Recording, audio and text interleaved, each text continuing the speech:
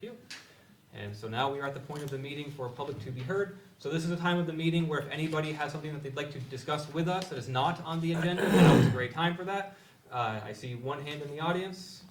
Bridget, if you'd like to go ahead. I just want to, it's Bridget, my name is Bridget Meyer. I'm intrigued by these executive sessions you're having about real estate. And I'm eager to see you go public with that. I can't wait, so, yeah. Yeah. Thank you. Yep. Was there anybody else? Okay. That will bring us into agenda 5A, excuse me, as we consider funding request for Gather at the Table in a community event. So with this request, I'm assuming it's not a staff-led conversation. We have members from the audience who I'm assuming wanted to come speak to this item. Well, If you'd like to come on up and join us at Sure. the table here, we've got a microphone. Oh, great. Just what I always needed, a microphone. No comment, Bridget. Hi, everyone. You all want to come up? Oh, sure. We have 3 more here. Plenty of room. Give Mike, you want a minute? Yeah. We don't have enough microphones. No, I meant for the That's shot. okay. Fine, here. We'll gather No, no, around. I meant for the shot. And we're all pretty loud, it's not first of all, thank you for considering this ask. I hope you have this in your, do you have this in your? Yes. Yes, great, Yes, we do. okay. So the full description of this proposed event is in there. We started it, Scott Fay, who's here from the Child Nutrition Services at the school district, and Lori Houghton and I came up with this idea thinking that we need to gather more as a community socially and informally without planned agendas and meetings and presentations, and just to know each other and sit around tables together. So we have reached out to all of the communities for funding, plus the Rotary, plus Heart and Soul. Who am I missing? The school district, who came forward right away and said absolutely yes, and will devote some staff time to promotion, which is great, and Heart and Soul as well. So we're here to request funding for this dinner from you. We're hoping to have 500 people. I know it's a big number, but I think with the gym open and kids' activities and a good dinner and some socializing time, I think it will be a big success. I'm hoping. Could you give us a little bit of a description as to what this could look like? What Sure. you would plan there to be for activities and? Sure. Yeah. So 4:30 to 8 is the time. It's at the high school. The gym will be open with organized activities and probably some more basketball-y sort of for middle schoolers or older kids who want to just do that. And we're thinking about things like hula hoop lessons and fun things as well. And then we're thinking that we'll set up some game tables in the lobby for checkers and chess for parents, particularly their kids are in the gym, they're doing this stuff, so they would have something to do too, again, a socializing opportunity as well. Then dinner from 5:30 to 7, and it's going to be we're going to have tablecloths. I know, it's lovely. And centerpieces. And so another opportunity for people to gather and talk, converse. And then dinner will be over and gym will still be open till 8 o'clock, and that's what we're planning. Do you have specific questions? I'm sure there's Yeah. I have a few, but I've also Yeah, go. emailed a couple times on and off. Yeah. Just to go through the necessary motions, Bridget, so what's the breakdown of the funding? How much are you gonna take in total from the village, the town, and what are the expenditures for? Sure. We're asking for $1,500 from the village, Mhm. 1,500 from the town. We have already received 1,500 from the school district, Mhm. and we've received 500 from Heart and Soul, Mhm. an additional 250 from Westford, and they're probably gonna do more. They had to put together a package. And Erin works for Mansfield Place, they're donating. Well, no, I work with them, but I don't work for them, but they were willing to donate because they're part of the community as well, so they've donated, yeah. So, And what we hope, this is extrapolating, but what we hope is that we could seed other events, and also, so this could be an annual event, if only this, then an annual event, but perhaps other events, because originally we thought, well, what did we think? We thought we'd do a movie in the auditorium and bingo, and just a place and time for people to come together and be together without any agenda, basically, yeah. Okay, Bruno, I saw your hand up. What were you thinking in terms of advertising? I'm assuming you probably use some of the money for Yeah. that piece. We built a website, and we'll have a Facebook event. We'll do all the normal things of Front Porch Forum. We'll have posters, we'll have 4 banners, 1 here, 1 in Westford, 1 in the town, and I'm hoping 1 at Rec. I'm gonna have to figure out how to do that, because that gets Maple Street, which is another good conduit into our community. So, yeah, Essex Reporter. And, Essex Reporter, all the normal avenues of promotion, and the school district's gonna work with us to promote, every avenue we can find, we'll do. But it's a free dinner, and I think that free dinners and kids' activities and no agenda is a pretty good selling point. Those are all good selling points. Would this be something you'd want, you want to do this annually, so would this be an annual request? for funding? We're not that far into it yet. We hope that we have some leftover money so that we could then seed next year's and hopefully make this a sustainable process, so that this kept going, and we build a little kind of a boosters, Essex Westford Boosters Society, or whatever you want to call it, so that we could not ask the next people to start from the beginning. They'd have a little bit of money to start with. So we haven't talked about what might happen next year.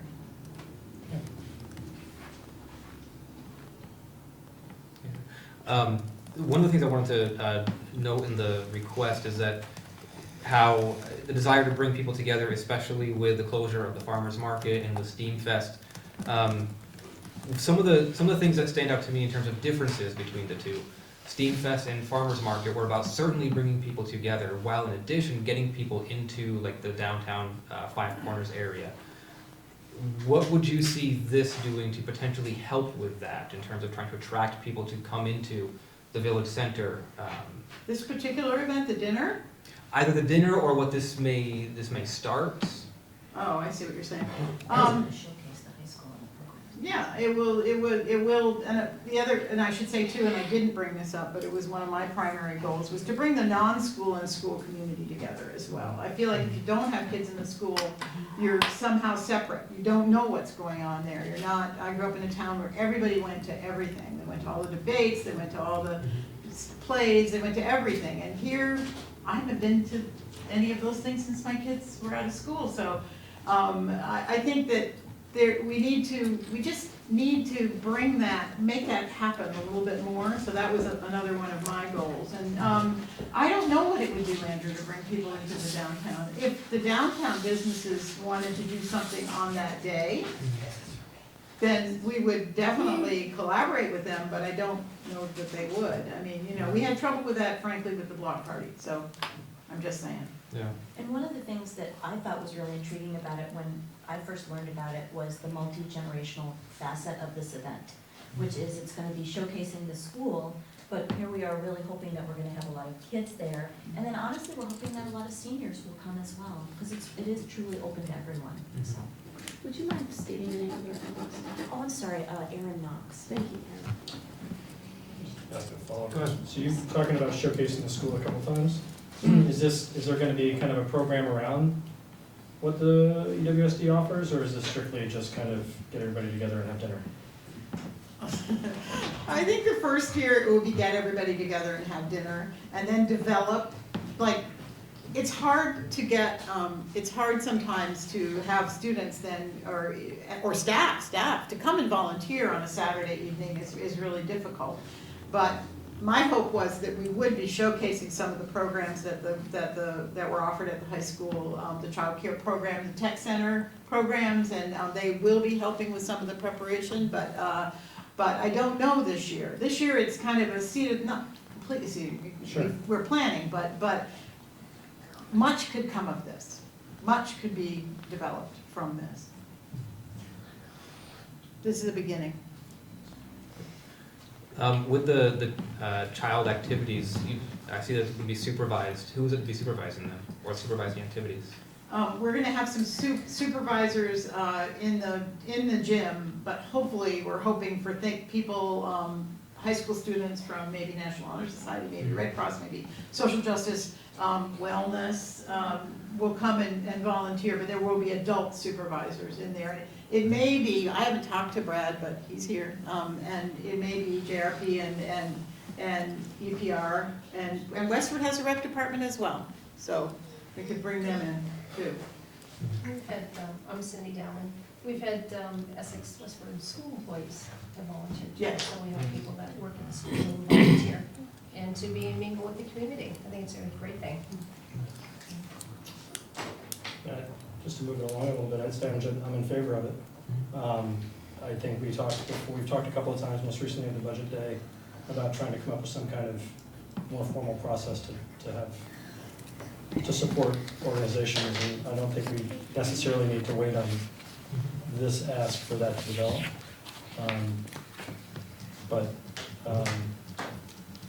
Yeah, I think, it's pretty straightforward as far as I'm concerned. Does anybody have any other questions, or? I'm good. What I would say is we do have, there is money in the budget, as what we had discussed the other day, that we do have this, from the sounds of it, I'm not really hearing any hesitation. Excitement, look forward to hearing more. Yeah, and my computer You're is gonna good. volunteer, right? Yeah. Oh, yes, there's the other part. We do expect you all to attend. Yeah. So I Request you're all to I like be the- servers. I will make a motion that the village donate $1,500 to help fund the Gather at the Table event at Essex High School on January 11th. And the funds will come from New programs? New program and the funds. Economic Development Okay, Fund. that's my motion. Second. Do you want to arm wrestle it out? No. Or no? I run that. Any further discussion on the motion? All those in favor, please signify by saying aye. Aye. Anybody opposed? Thank you. Thank Thank you. you all for Thank coming you here. all very much. Yeah. Thank you. And what I would also say is, if you don't mind sticking around for a little bit, you may notice that the I'm next sticking around. topic of agenda that we have is about discussion of creating an advisory committee and funding for community events, as it is something that is of interest to us. So if you don't mind sticking around, it'd be great to have you. Sure, I'm sticking around. Great. Thank you. Yeah, thank Thank you all. very much. Thank you. So along those lines, next on the agenda. And I know we had asked for Brad to be here for this. Brad, if you want to come on up and join us, please feel free. Personally, I really appreciate the artwork going on at the same time. I'm trying to see what you're gonna draw after. No contests? No, not that. Does somebody else want to kick this off, or? Just as a recap, this topic has come up a couple times since I've been here. We have tried the Five Corners Farmers Market, you have tried Steam Fest. Both started out quite well. They get a little bit of momentum, and then for various reasons, they tend to peter out. There is no set committee to work, there was a Five Corners Market Committee, but they were just focused on that. Steamfest created by Kristen Humberger and a few of her volunteers, and then she left to get a full paying job. And said that was great for her, but there was nobody left to take up that mantle. I know that this coming Friday, we have the Train Hop event, which is now done by the Recreation Department. There was also the block party, which was taken over by the Recreation Department. And now we had asked to have a discussion about the formation of some type of committee or something to be able to do downtown events. And asked Brad, since his department is the fun department of the community, some ideas and thoughts. And if you don't mind, Brad, in terms of just what events are going on, I mean, in addition to what Evan has talked about, I know that there's the Easter egg hunt, there's the chili cook-off that's done at Winterfest, that's done in partnership with. Winter Carnival. Yep. Easter egg hunt, July 4th, block party. The Pumpkin Palooza, the winter lights in the park. And then miss so many. The barbecue that unfortunately didn't go Yeah, on. no, the barbecue didn't happen this year. The annual Halloween celebration, Essex has talent. Just, you know, half a dozen other ones. And so as we talk about this, one of the things that I think we should first figure out is there a need for a citizen committee to help with these efforts? And so is that something that in your capacity, or as you've done these events, you'd find helpful? Yeah, well, I think there are kind of two tracks, right? I mean, there's ones that have been adopted by the Recreation Department, and I think there are cool community initiatives and efforts that it would be great. I love that you guys were talking about at Budget Day the other day of, you know, having this pot of money so groups like this one could come and try some events. And, you know, sponsor these things, the initiatives that come up. I think it would be great. It's not something that is currently practiced, and so I think it would be a good opportunity. Okay. Go ahead. Just to jump in, I was just kind of mulling over the list you were talking about, and one of the things I was hoping that this would do is kind of what you were saying, you know, provide some ability for groups to come forward and see if an event or see if an activity or an effort would stick. Not everything's gonna stick. A lot of the things that did stick, Rec took over officially. And that may be the method, right? We don't know. I mean, it may get money every year for 2 or 3 years until people just sort of expect it to happen, and then it just sort of happens because Rec in combination with somebody puts it on. I also wanted it to be seed money for when people come and want to do public art, like murals, and they have other ideas and things like that. I don't want to limit it, my personal opinion is I don't want to limit it too much on what it can be and where it has to happen. And, you know, I know we're trying to focus on down on the village center, but I just want to make sure we can keep it flexible. I know you were asking the group, you know, is that going to do anything for the village? And it's hard to do something for the village center in the winter. But maybe there could be maybe this could be twice a year, for instance. We could do something down here, you know, as school gets out or something. I don't know. But I really like the idea so they could do what we just did, basically. Right. They could do the vetting. And community members could come and pitch something, and that committee would vet it, with the capital committee. And hopefully they take off, and if they take off, then that's a conversation that Rec has, the village has, and that gets permanently funded. And the other part of that too is if we're gonna do that, not just giving the money and the vetting, but maybe some aspect like the school district's doing with this, maybe there's a little bit of in-kind donation in effort from the village, whether it's public works and that's not something I can speak to, but yeah. Brad, those events that you just rattled off, and by the way, that's quite a list, those are funded from your program fund? It's all in the program fund, yeah. Maybe you can explain the program fund. Yeah, so all of the events that we just talked about are all funded through the program fund, which means not through taxpayer funds.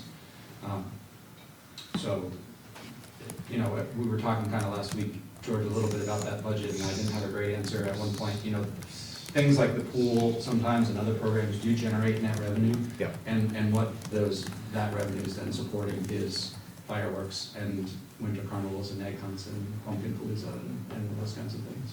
Oh yeah, did you mention fireworks in your list? Yeah. Okay. Yes.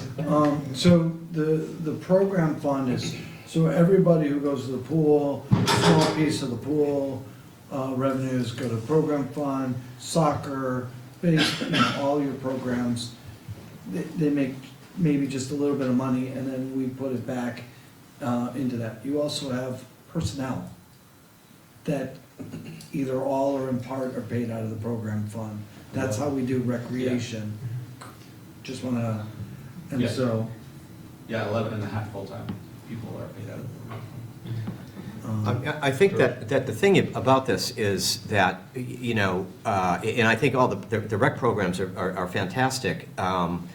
You know, so you ask the question, well, then why don't we just take whatever money this thing was gonna have and give it to the rec department and have more rec programs? But, I mean, I think that what we were looking at was trying to reach out to those people in the community, like these folks are doing, that don't normally come. You know, the artist community or something like that.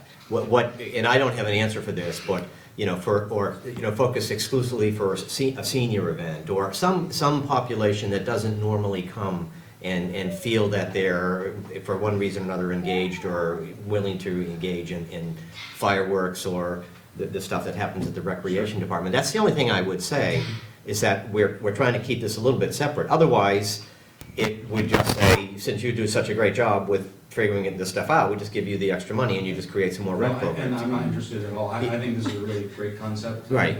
You know, empowering the community, and providing them an Right. outlet when a group comes together and has an idea. It's hard. It is. If you don't have that resource. And I would like to see it, frankly, to be a little edgy and try some different things that aren't not the normal things, the 5K races or whatever we normally do. Yeah. We know we're gonna get lots of people showing, but, you know, try something different and new and look around. So that's all I would say. And my understanding here is that we're gonna say, here's a pot of money like $10,000 or $8,000, and this committee would basically be either put the thing on themselves, or they would fund some group that comes to them with that, or they would do both. That's what we're saying? I don't see why not, and I would Yeah. see it largely as not quite a ranking like the capital committee does, but more of a vetting process, I believe, Rob, Yeah, was the okay. phrase that you used, and have some level of, here trustees, here's what we think as a committee, here's what we think should happen. Right. If you agree, ultimately, go forth. Yeah. But to have that kind of a back and forth of a conversation. Yeah, and what I would also say as well is, as we go through this, is this something that's, I think the village, yes, we definitely want to do this. Do we want to have this conversation in concert with the select board? Or is this something to us, village, just go forward and do it? That's a good question. Thank you. I mean, that would mean that potentially Al would be involved, or would be involved, maybe not. I don't know what their feeling would be on that, or how that would work. I mean, I don't know how all that, you know, I don't know how the select board would feel about that sort of combination.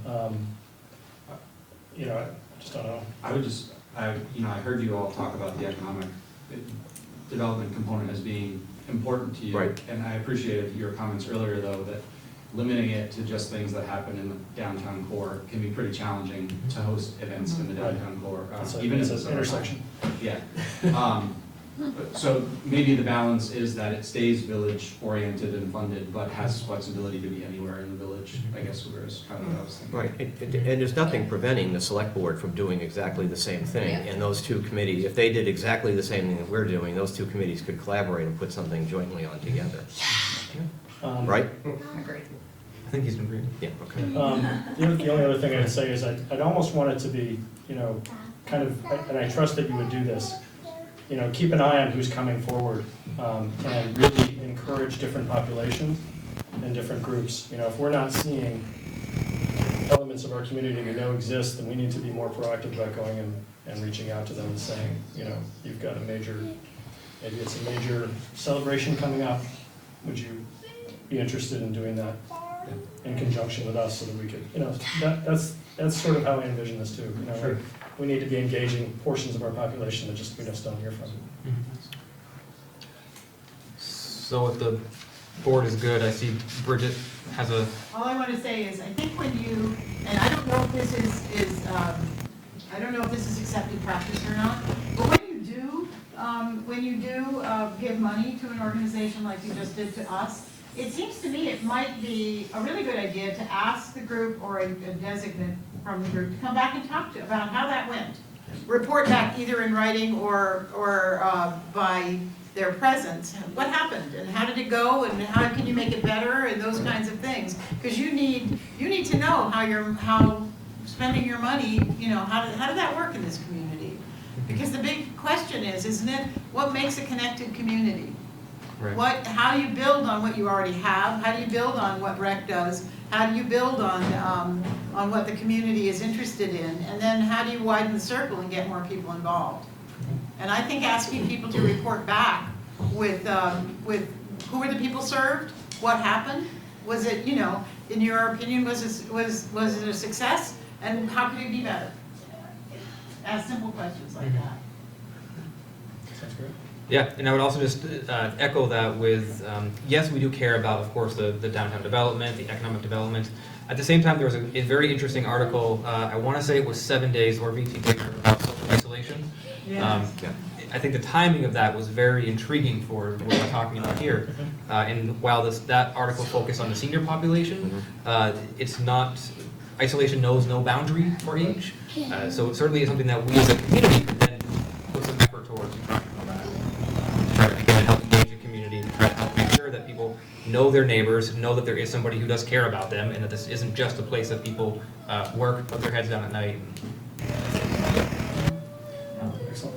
So for a process standpoint, to move this forward, if we want to create an actual committee, we would need to have some kind of a guiding charter document for the committee. Is that something where, Brad, do you want to try and take a pass at it? Or Evan, if you want Brad to take a pass at it, since I can't tell Brad. If you guys want to figure that out. I would only say you probably want to give some parameters. Who do you want on the committee? Do you want staff? Do you want elected officials? Do you want staff? What kind of a committee should this be? Obviously, you want to have volunteers, you want business people, so I think you should just give a little bit of. And I would put out there, even if this is just a village sponsored thing, we've toyed around the idea of having non-village residents as parts of a committee. I could see something like this as a great opportunity to try to test those waters, and to say if they live in broader Essex, more than welcome to join. And are you looking at this being a formal appointed committee or not?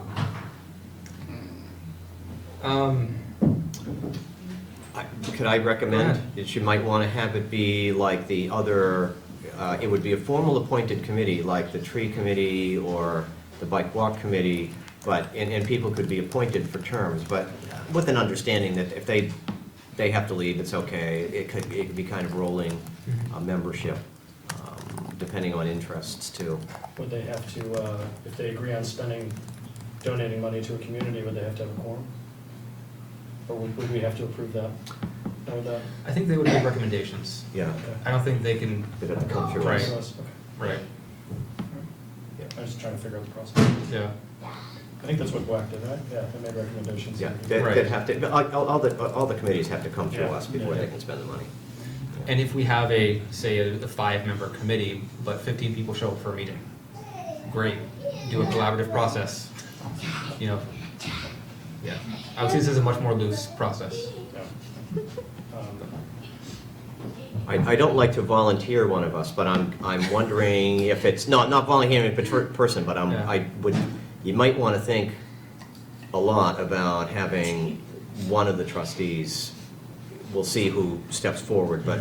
Dan's not here, so. Yeah, we could it's appoint not Dan. needed, yeah. But, you know, since it's spending, only because having a trustee or a staff person on it could maybe very easily answer a lot of questions that non-staff and elected officials would have and save time, you know, no, you can't do that, type of thing. You can't, that's not okay to do here, type of thing, so.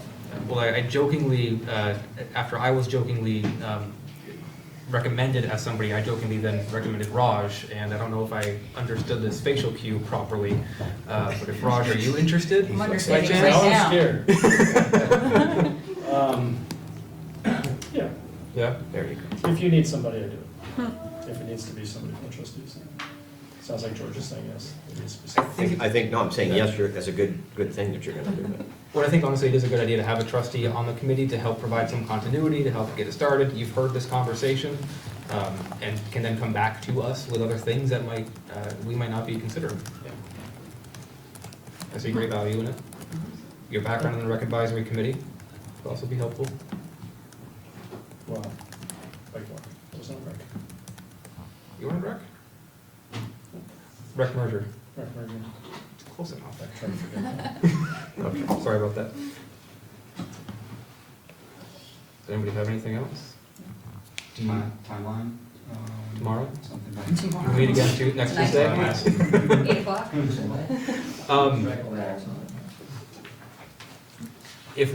you think it would be possible, end of January, early February, to have a draft that we could then Sure. discuss and go from there? Sounds good. Because when are these funds aren't available till July, right? July, For this upcoming budget? July one. Okay. Take a little while to get a You committee. have, right. Yeah. But we have 10,850 in the current budget for community Let's events. go. And we have 2,500, well, 1,000 left for new programs. No, So there's. don't go all hog wild. Go spending. You And, haven't seen the salt budget yet. All right. and some, they actually have. Some of that is designated for, train hop and Yeah, another one. block party. Yes. Yeah. So not all of that's available, but. Great. By the way, plug We need a for motion, train or should we hop just- do you this think that's good Friday, enough? I think it's- 5:30 downtown. Big plug, Mike, you got that? Train hop, you can hear it. Evan's gonna drive the train. No. I will go No. if Great. that happens. I'm still trying to figure out what to do with Brad's child. Brad, thank you for being here. We really appreciate it. Thank you. All right, thanks a lot. Thanks for doing this. Yes, Thanks, thank you. Brad. Brad, can you send your son in? Yes, please, end of Jan, or like Look for quicker meetings. Thanks, Brad. Thanks. All right, so that brings us on to Agenda 5C, an ordinance regulating earthwork in the Crescent Connector right-of-way. Oh, Bless you. Thank you. This is an introduction of this ordinance. We are not actually needing any action tonight, but just bringing it up for discussion and some guidance. As we've talked about probably 500,000 times, the Crescent Connector project is moving forward.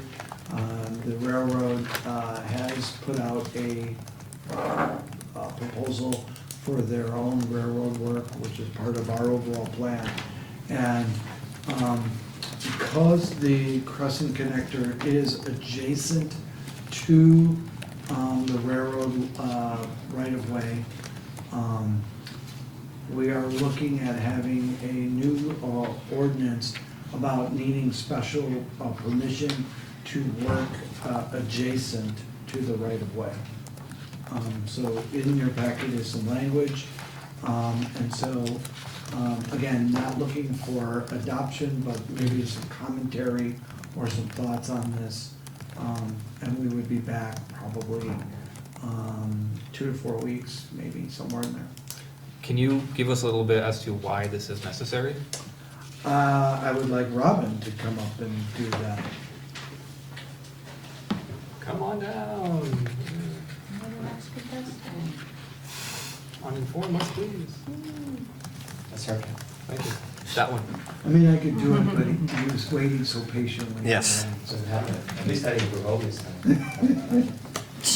So, there was a corrective action plan put together by a firm out of Montpelier, Stone Environmental, for the area around the connector road and the railway.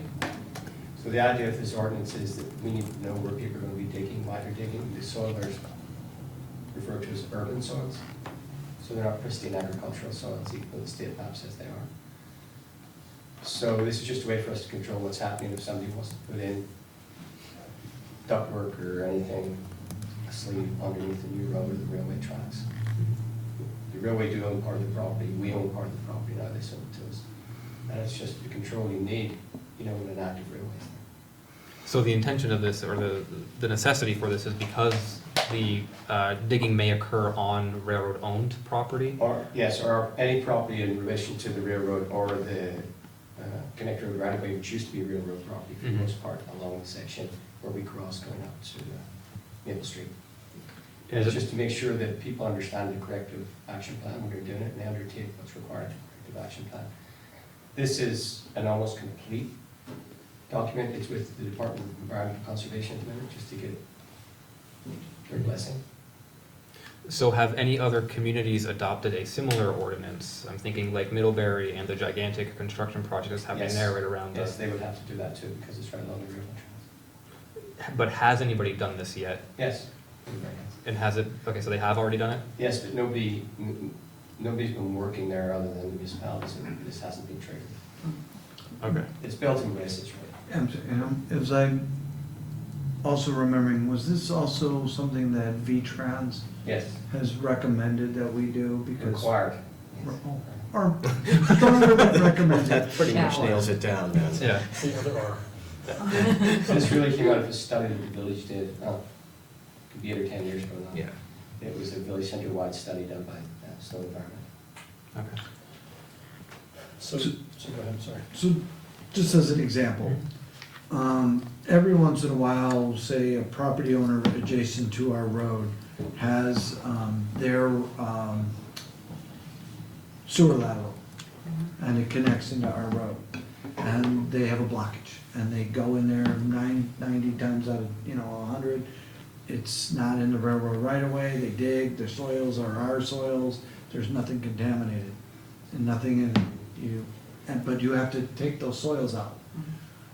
In our case, in this particular case, it's former railroad land, and as you can see by it, you have whatever the railroad did for the last 150 years.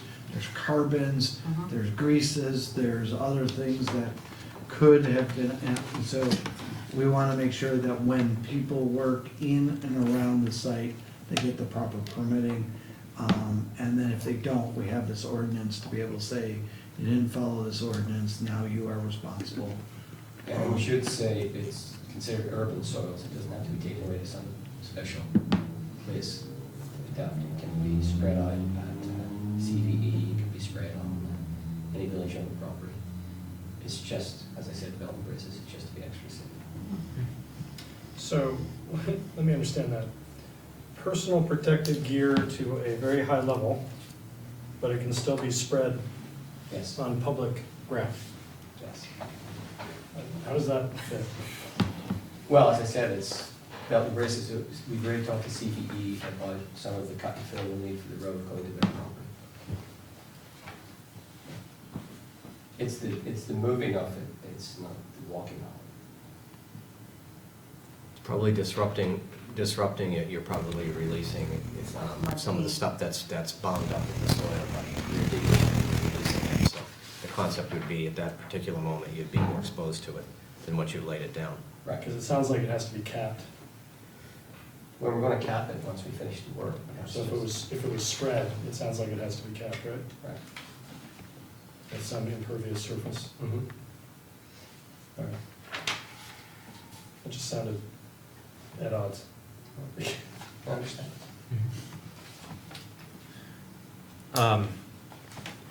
One of my another questions, so the financial side of this in terms of the penalty, a $500 a day, was that just a recommended Yes, randomly generated amount? yes. Given what I understand how much these contracts can be worth, $500 is peanuts, from my understanding. Is there a reason why it's not, say, 2,000? Well, that's just what the village attorney recommended. We have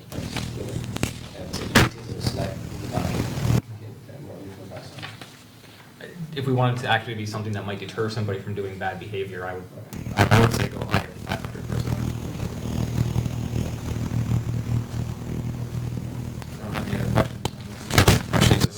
It seems to me to be sort of a necessary thing, and if V-Trans, it seems like a standard matter of moving soil. And I think the euphemism urban soil is a nice one.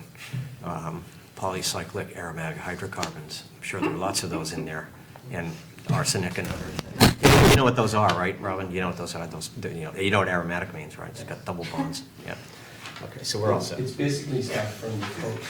It was deposited out of the train, after burning. Yeah, when all the good stuff goes away, the bad stuff is left in the soil for 100 years of railroad use. Speaking, Speaking of words that I don't understand, has Jim taken a look at this in terms of his, call that one out, in terms of his understanding and what this may do in terms of runoff? No? I would appreciate if he had his thumbs up on this. Okay. Will the work that's being done to build the cross connector have to follow these guidelines? Yes, Okay. And the state's gonna cover that extra expense? it's all, It's all part of it, yeah.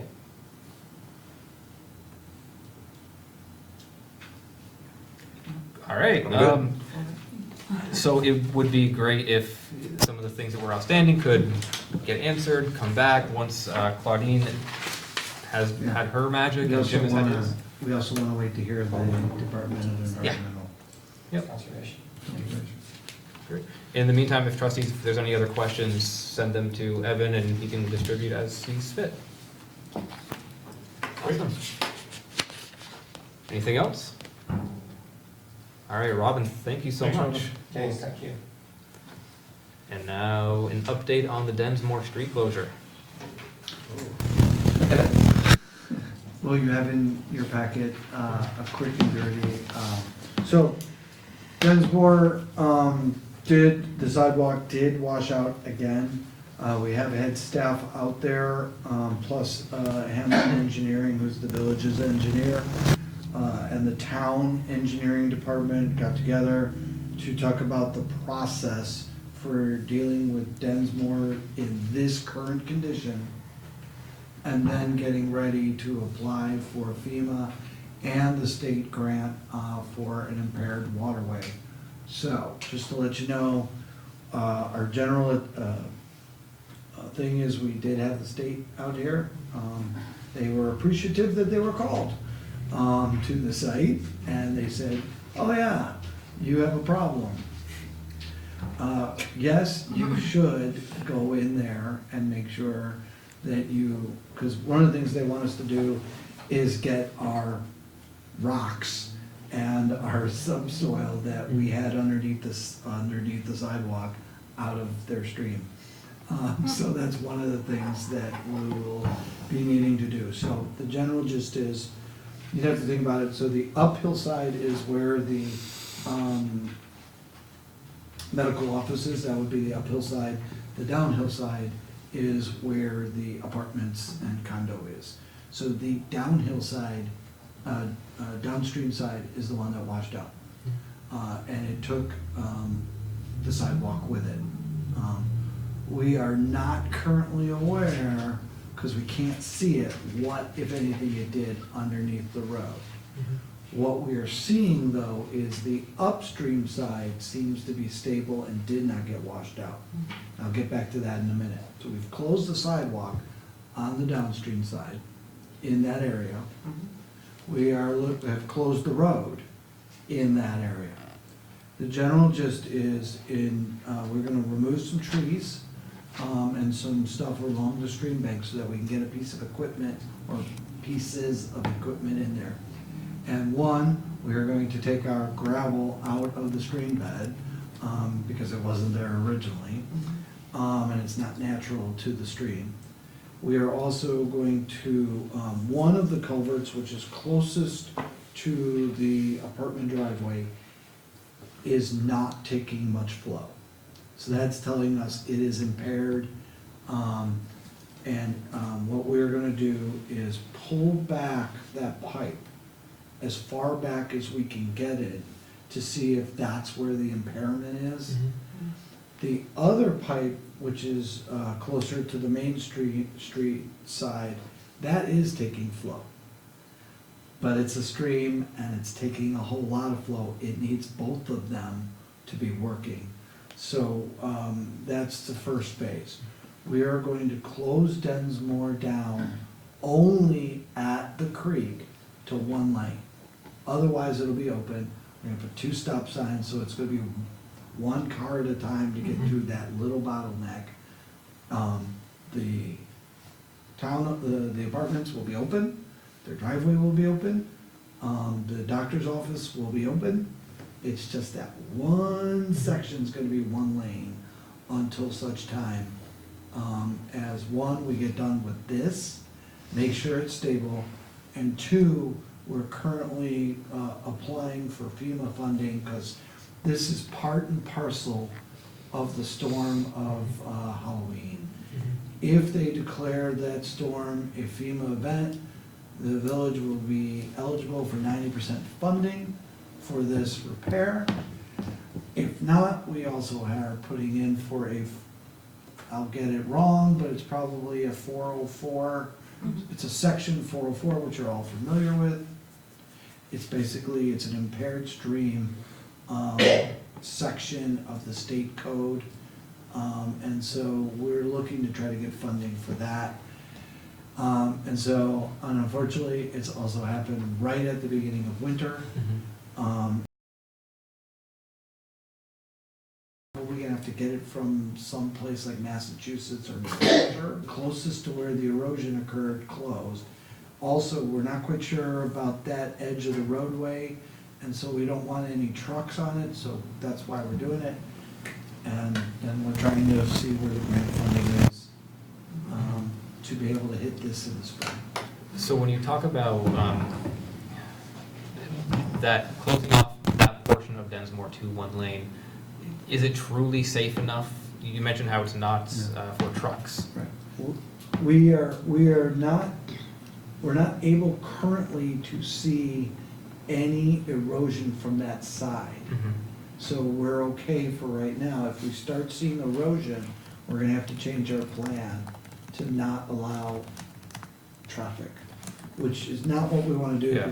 And it's not like Densmore doesn't have a way out. They can go up to Brickell. Yep. It's not great, but right now, we don't see the need to close the whole road down until we get a better idea of what's going on underneath it. So what I was just gonna say to that is, the current state is anybody who is on Densmore that is to the, not the portion that's closest to Main Street, but the portion closer to Brickyard, they are all able to get out going towards Brickyard Road, or for those apartments or condos that are right behind the town office are able to utilize the fence that you guys have graciously taken down and allowed them access to get in and out of. Let's back up.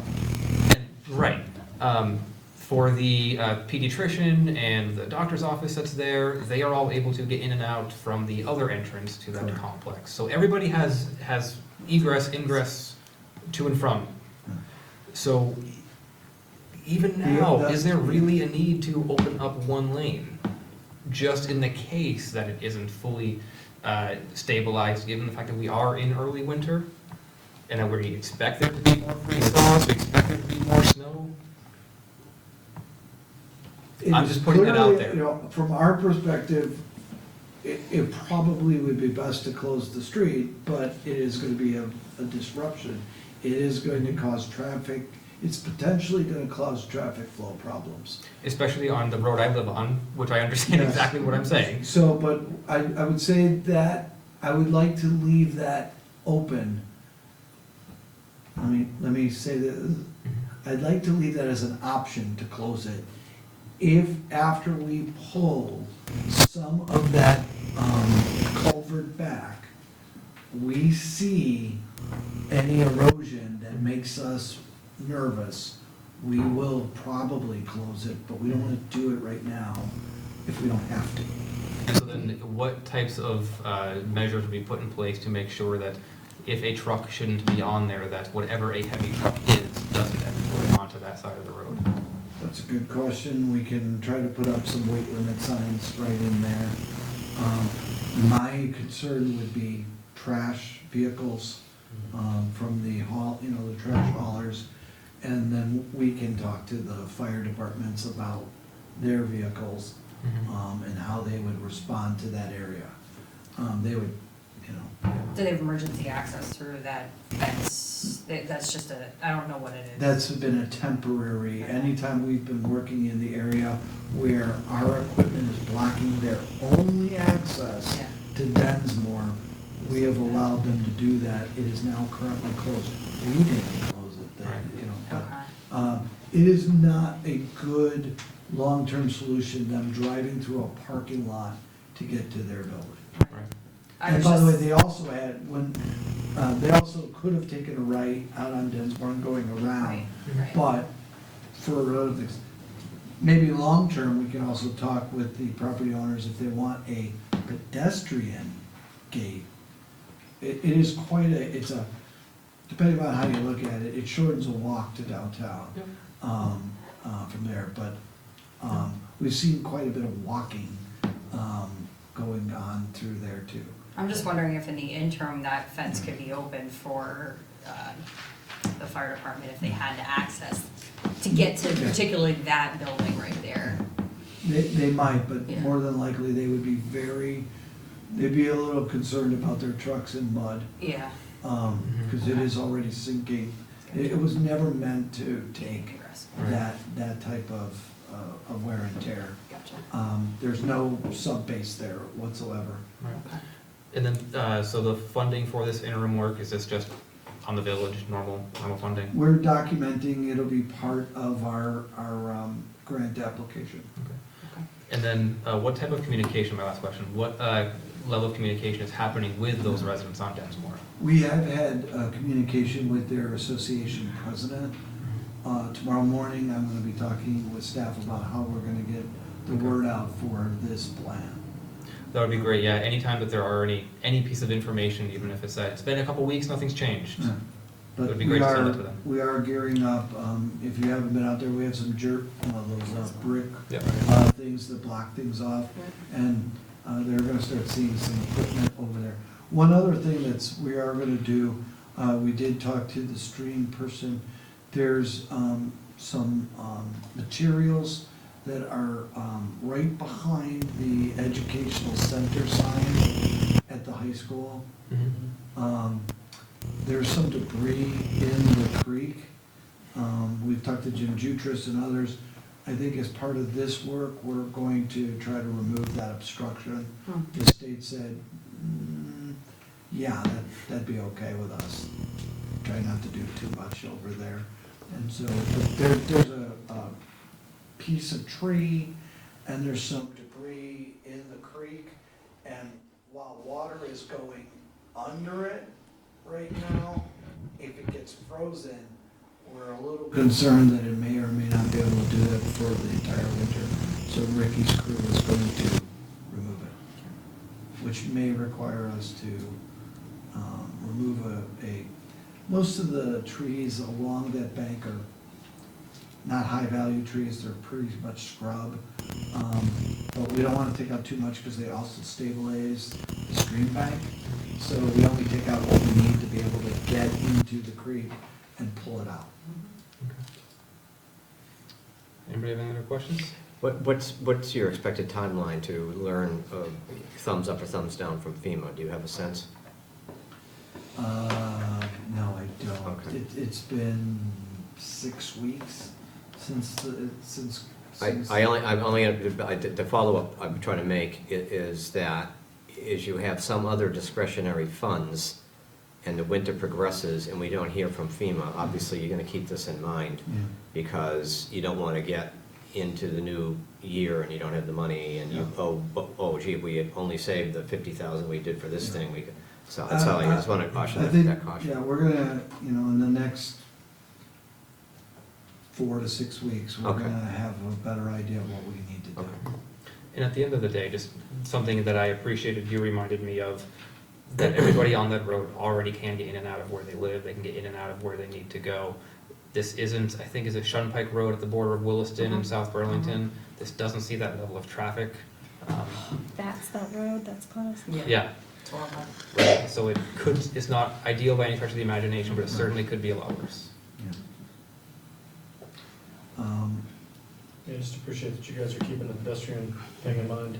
Yeah. If it doesn't event closest to vehicles, it's great for them, walking to school and all that stuff. The other side of the street has a sidewalk you will have to cross, but, again, for those who are listening, this is the Indian Brook Creek.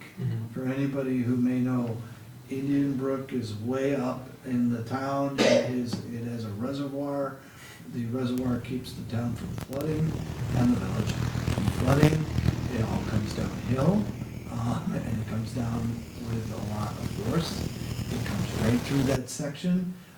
Just a couple of years ago, the village had a project to create a new culvert over under Main Street, which added a lot of good capacity. And now we have to go one section up and deal with that culvert. Yeah, boy, I certainly hope that dam has what it needs for maintenance to stay there and not to crumble. And so secondary, we are talking with the state about the dam, albeit slowly, about, it is on their list of work and projects they want us to look at as well. They want what is known as a flexible gate. So right now, the term would be a weir. Right now, it's a fixed elevation. Anytime we get water that overtops the dam, it goes down and it hits the stream and off it goes. On a storm like we knew was going to happen on Halloween, although we didn't know its intensity, if you knew you were gonna get rain and the reservoir is at its top, you could lower that gate by an inch or more. It would take the total 1 inch off the reservoir in a controlled manner. You put the gate back up and now you have that entire capacity in the reservoir before it overtops. So you're kind of taking that edge off that storm. And by the way, I've heard the number, it's a shade under 4 inches in about 3 hours. It's the total storm that has been recorded in some places. It's amazing. It's great. Good, Rush. Just a quick question on that section that's gonna stay open temporarily, at least for now, is that gonna get plowed? And if it's pedestrian, is the sidewalk plow gonna be able to get across that? If they close it to just pedestrians? We're not gonna be plowing that side of the sidewalk. As Not on as that far as side, I the understand, road the part. side that's closed on the sidewalk, we're not gonna. No, not that, yeah. Right. The road, we will do the best we can to keep it open and we're gonna try to make sure that we have a piece of equipment that can get through there. Probably what'll end up, and I'll have to talk to Ricky, one of our, so right now, the town plows the parking lots at the village and the auxiliary. We will probably just have the town do that one section. Small truck. The village has a pickup truck with a snowplow. But the town's gonna be there. They come up in front of my house all the time, that's how I know. But the town's gonna be right there anyway. So we'll talk about who does that, but we will keep it open and plowed. Cool. Thank you. Does anybody have anything else? Good. Okay, so that would bring us on to agenda item 5E, which this one dealing with a real estate matter. We will have this conversation in executive session. And so that would bring us to the consent agenda, which before anybody makes a motion, in the minutes, there was one thing that I wanted to note before, in case anybody else had any others as well. On the some page, the first page, the very bottom, when it is talking about the conversation with Chief Laborio, something that's not noted in there is the $80,000 request. Just took my thunder. You can go. You go. No, go ahead. You sure? No. I didn't like the way I had mine worded. That was my only thing I had. She did her homework before the paper shop. Well, let's see if what you would recommend is better than Am I mine. off the- we- Yeah. You wanna Oh, they're gonna table? steal both. I have not had an opportunity to review these either. I don't know. Mhm.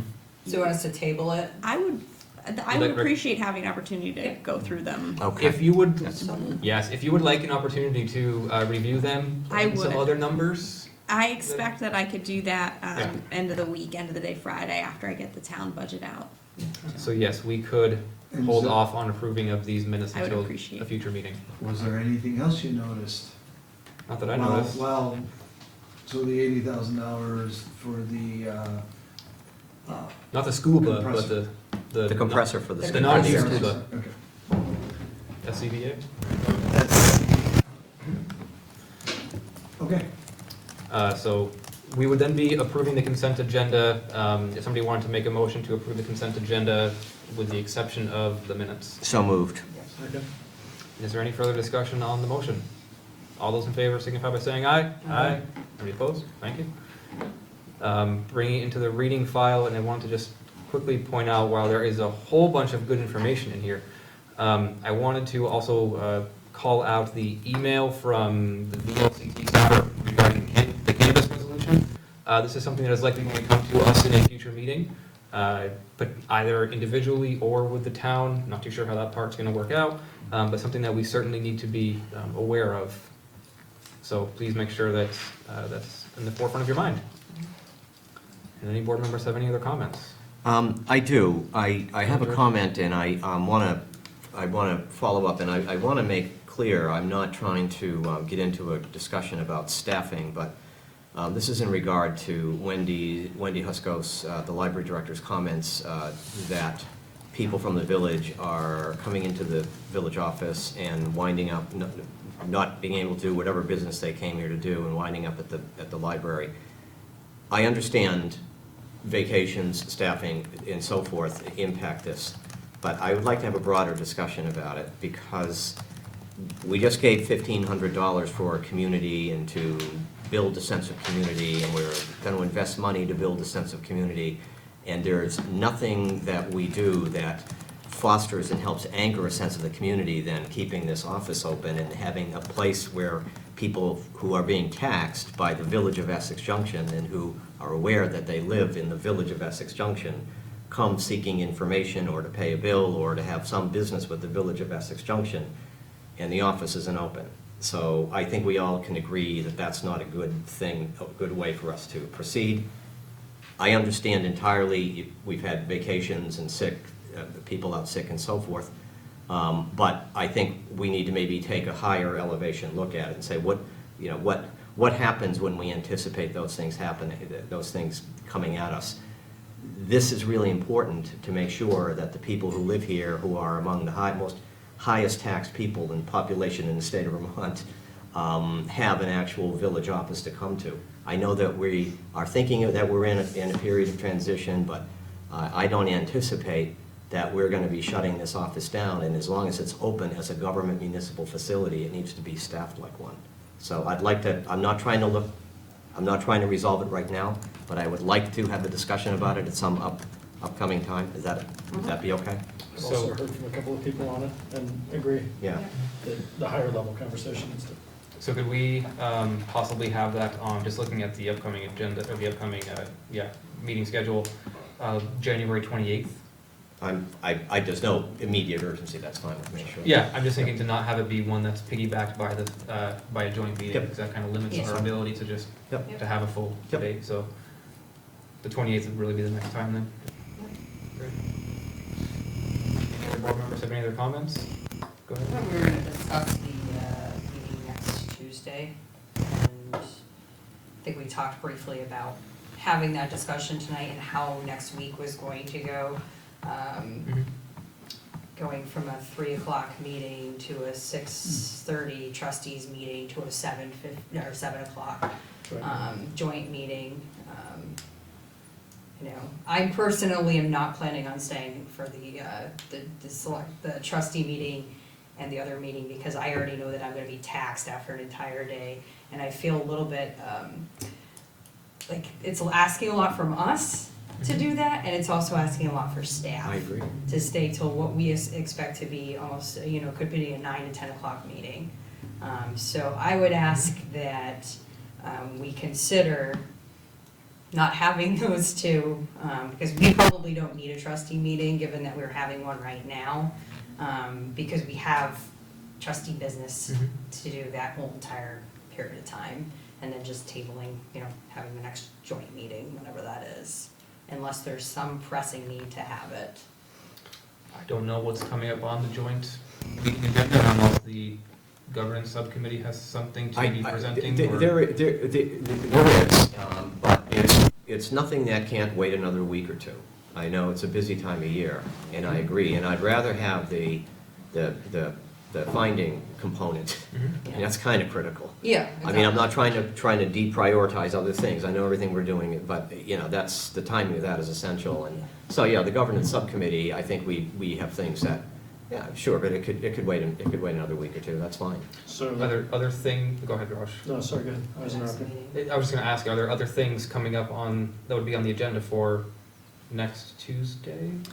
The only thing that I have is a request to assign FY19 fund balance as part of the audit, but that does not have, Yeah. the Before the- timeline that could be postponed. Before the joint meeting, I mean, something like, yeah. That would be trustees, and that could be Yeah. postponed. The only thing we have noted on the work list is the update from the Gov subcommittee, if there is one.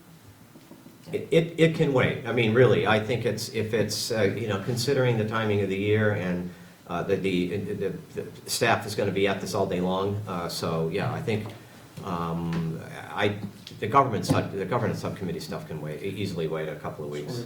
That'll give us 2 meetings. Yeah, and it's actually, it probably is better for us, because it'll give us a little more flexibility in terms of getting stuff ready.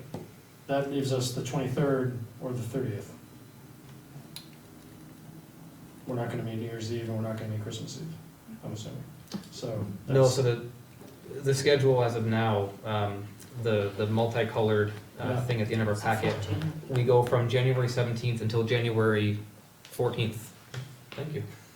You're Until another meeting. Oh, I thought we were talking about putting this one off till the end of December, so we're gonna go into January for another joint. As of now, we don't have a scheduled meeting. Okay. That's not saying we can't schedule a meeting. It's fine with me, I just thought that was what we were getting at, just waiting a week or two, which would have put us at the 23rd or the 30th, so. Yeah. I think that just piles more on for the select board too, if we added another meeting, just because they've got their budget stuff going on at the beginning of January. So, trying to be respectful of that as well. So is January 14th too late from your perspective? No, it's not too late. You know, I think we've really tried to push hard to stay on schedule in anticipation that things like this will happen, so that we can lose a couple of weeks. So it's okay. You know, the only thing that might happen, it'll be in the joint, on the subcommittee, we may need to discuss among ourselves, schedule another meeting or something, but that's okay, that doesn't have to work with the joint meeting. It might be nice to have some feedback though, because I know, we've but- got some feedback, I watched anyway, some feedback that would lead me to believe that Thursday night we might be backtracking a bit. Or Well- going further, so I'm just worried that we get into mid-January, we get feedback that we didn't, off 2 or 3 possible government subcommittee meetings, and now we're like looking at February. Well, one of the, you know, but one of the things that occurs to me is this. We write these reports and we send them to, and we present them at joint meetings. And we get some feedback and not feedback from everybody. And so maybe another way to approach this would be, we prep a report, we email it individually and say, each one of you read this and email back your thoughtful comments. Not at a joint meeting, you don't have that option, you have to actually get back to us, so we can compile them that way. So that it wouldn't have to happen in a joint meeting, but we could still get feedback. As long as we're not having a multiple, you know, lots of discussion going on, if the committee just sends one report to every single other board member, and they just send it back to us through Ann or something like that, it's fine. Devil's advocate wise, that does reduce the amount of opportunity that the public has to respond. Well, right, I know, but, You know, like, I'm just saying. Yep. Because that's a few, 3 or 4, 2 or 3 opportunities for the, 2 or 3. but I think we'll be, at joint meetings, we'll be pulling all this stuff out and presenting it all and putting it all out on, and anything that we send out to the boards would be a public document as well. Yeah. So, I get it. So when is the governance subcommittee meeting next? Thursday night. Thursday, yeah, Yeah. next Thursday. And then So- not again until January if we set one. So what if we were to keep the meeting that we have, the joint meeting that we have, unless the governance subcommittee, when you meet, you say, you know, this really can wait, That's fine. or it can be done communication-wise through email. Otherwise, if we need to have a meeting, can there be one item, which is one discussion item, and that's it? Mhm. just to try to limit the fact that if, I'm right there with you, if we end up going till 9:30, 10 o'clock at night. Again, devil's advocate wise, the select board has a meeting on the 16th, on Monday at 7. What would it, according to the calendar part, I'm not looking at the multicolor thing. Mm-hmm. No, that's So right. they've got Monday night and Tuesday night with us. What That's if we correct. just got rid of like Amber suggested, got rid of Tuesday nights, trustee and select board, and just, if you're gonna keep a potential, just keep the Monday as a potential. We'll just do a half an hour report out. Yeah, I think In fact, that's. we don't even have to have the trustees, governance subcommittee can still Yeah, I think report that out. just Raj and I can go, I think the thing is too, is that we don't, we're in the middle of talking on the subcommittee about a taxing schemes. And there's a lot of moving parts. I don't know that we're even gonna have some solid thing figured out. We might need another, right, Sarah? Yeah, I mean, So I'm not sure I'll have much solid for us on Thursday. I don't night. have a problem, let me put it bottom line, I don't have a problem not having to have something ready by either the 16th or the Okay. 17th. And I'm happy to go to the meeting on the 16th, and Max will be at the meeting, and so the two of us, you could come. And so we could just say, here's what's happening, keep everybody updated, and I'm then just trying to that think might it be the through. best way to handle it. You've got a better handle on this. Yeah, it might be the long-term best, than I do, okay. so I'm just throwing stuff out there. I think that's a good idea, that's a good option. Because I think I agree, Tuesday night's gonna be a nightmare. Yeah, Mhm. So if that is what it is, it's about taxing scenarios. Yeah. And if it's only an update at that point in time, then I don't see the need personally for there to be Yeah. a joint meeting following. okay, so let's plan on that. We'll just plan on having reps from the governance subcommittee show up at the select board meeting on Monday night, give a very, very quick review of what we're up to. Good feedback, if any. Is that good? Does that work? Monday night, the 16th? The 16th, Okay, at the okay, select board. yep. And I can, we might even have it so you don't have to put me on the agenda, I could just do public to be heard if you want. So then, on the 17th, we'll have the village board special meeting hearing for the Crescent Connector, no village board meeting that night, and no joint meeting. Unless whatever you do for the select board, if you can also just do here, so that way we can all be informed at the same level. I could do that at your, can I do that at the special meeting do we have to have a nightly, I mean, I if think you it- warned it as a special meeting, I don't think you could throw that on there. No. We can email our own trustees. Yeah, can we just are you gonna do like a memo, you talked about Yes, doing? yes. So just send the memo to us. Okay. Wouldn't that be Yes, sufficient? yes, I agree, yes. Yeah. Okay? Okay? And then the 19th stays on the schedule? Yeah, we put that on there just in case we need Just in it. case, that's our just in case meeting? That's our just in case meeting. Okay. I might suggest, just keep your calendars open on the 30th, just in case. Sounds good. Forever, whatever happens, just This keep it year. if you can. I'm in town. Okay. Never know. I'll miss Okay. everybody by that point, so yeah. You'll be gone? So you don't care? No, I said I'll be in town and I'll miss everybody. so- Because I don't wanna Yes, try, you too. I don't wanna try to find you all the week of Christmas. Understood. You're not going to. Yeah. We're Same. all moving. Okay, yep. Thanks, Great. Mr. President, appreciate that. I'm just saying, I'm not I have a doing, police force that works for me. oh, we're up in the game now. All right, so, professional time. So that brings us to any other trustees have any other comments? Evan, was there anything else from? No, I've set it up. Okay, so that would bring, ouch. So that will bring us to whatever our executive session was. I would make a motion that the trustees enter into executive session for negotiating or securing of real estate purchase or lease options pursuant to 1 VSA 313A2 to include a unified manager, finance director, assistant manager, and community development director. Second. Any further discussion? All those in favor signify by saying aye. Aye. Any opposed? Okay, thank you. Do we want to go into Evan's office Yes. so we can have this?